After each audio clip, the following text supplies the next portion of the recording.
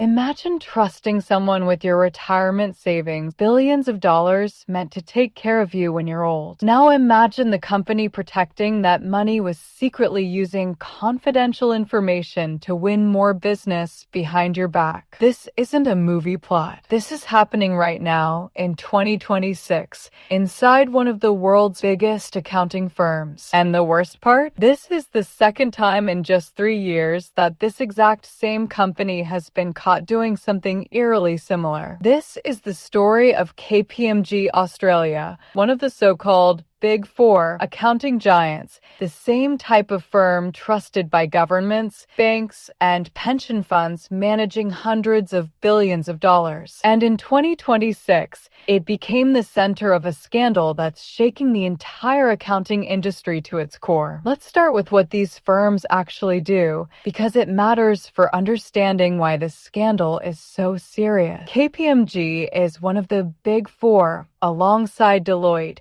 EY, and PwC. These four companies audit the financial statements of almost every major corporation and government body in the world. When a company says, "Our books have been checked and they're accurate," it's usually one of these four firms that did the checking. This is an enormous responsibility. Investors, regulators, and everyday people rely on these audits to know whether a company is financially healthy or hiding problems. The entire system of trust in global markets depends on these firms being completely independent and honest. That's exactly why what happened at KPMG Australia is so damaging. In 2026, Australia's corporate regulator, the Australian Securities and Investments Commission, or ASIC, launched a formal investigation into 3 KPMG Australia partners. The allegation: these partners misused confidential client information to help the firm win lucrative new audit contracts. In simple terms, they allegedly took private financial secrets from clients they were already auditing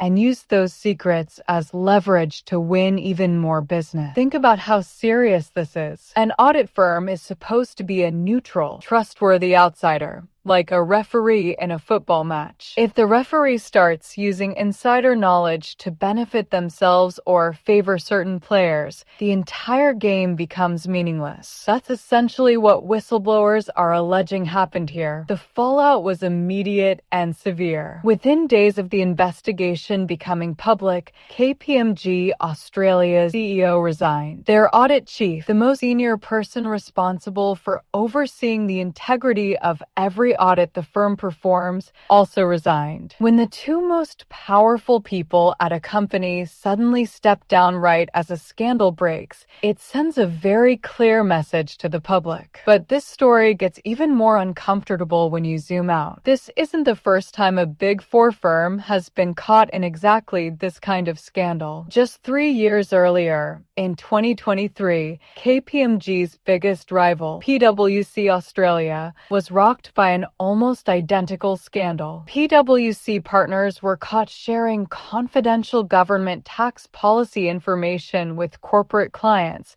allowing those clients to get ahead of new tax laws before they were even public. The PwC scandal back then was massive. It led to government contracts being pulled, top executives resigning, and an entire restructuring of the firm's Australian operations. At the time, many people in the industry said, this will force real change. The Big Four will clean up their act. And yet, 3 years later, here we are again, a different firm, but the exact same type of betrayal of trust. So why does this keep happening? This is where it gets interesting from a psychological and structural standpoint, not just a bad people did bad things standpoint. These firms operate on what's called a dual business model. They audit companies, but they also sell those same companies expensive consulting services. Auditing alone isn't where the big profits are. The real money is in landing lucrative consulting contracts with the very same clients they're supposed to be independently auditing. This creates what's known as a structural conflict of interest. The partners inside these firms are under constant pressure to bring in new business, promotions, bonuses, bonuses and reputations are built on winning contracts, not just on being a good, honest auditor. When the system rewards aggressive business development above strict independence,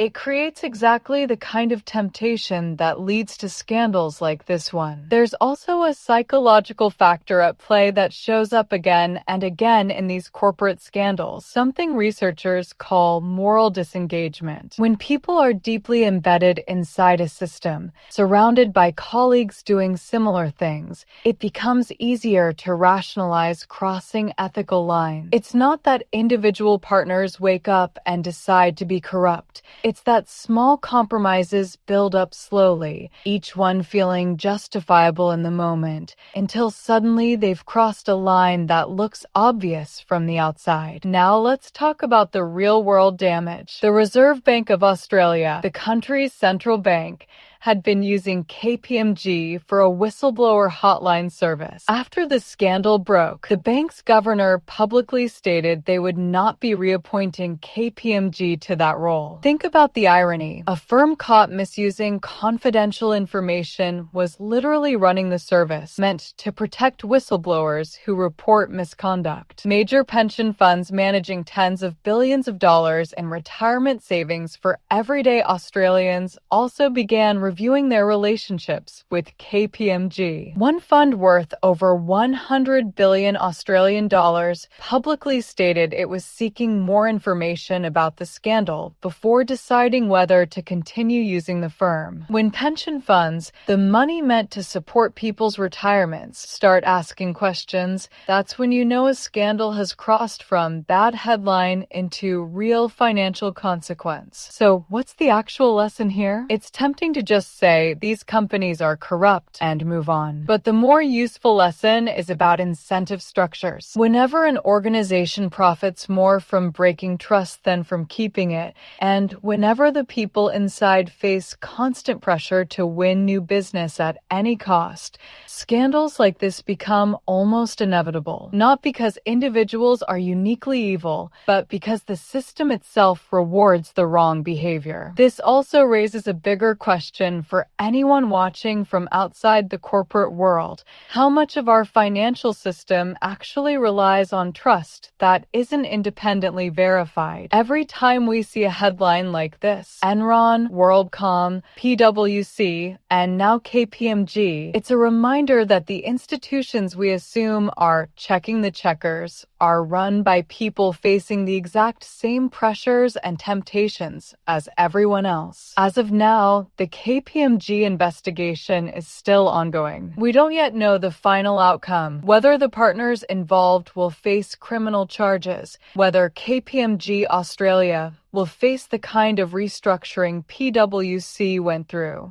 or whether this will fade quietly like so many corporate scandals eventually do. But one thing is certain, the pattern we're seeing, scandal, resignation, public outrage, promises of reform, and then a new scandal a few years later, shows no sign of actually breaking. If there's one takeaway worth remembering from this story, it's this: trust in any system, whether it's a company, a relationship, or an institution, should never be unconditional. The moment any party has more to gain from breaking trust than keeping it, the system needs real, structural safeguards, not just promises. Because as we've seen twice now in just 3 years, promises alone clearly aren't enough. What do you think? Should governments force a complete separation between auditing and consulting at these firms, or is this just an unavoidable cost of how modern finance works? Let me know in the comments. And if you want more stories breaking down the real psychology and business mechanic behind the biggest corporate scandals,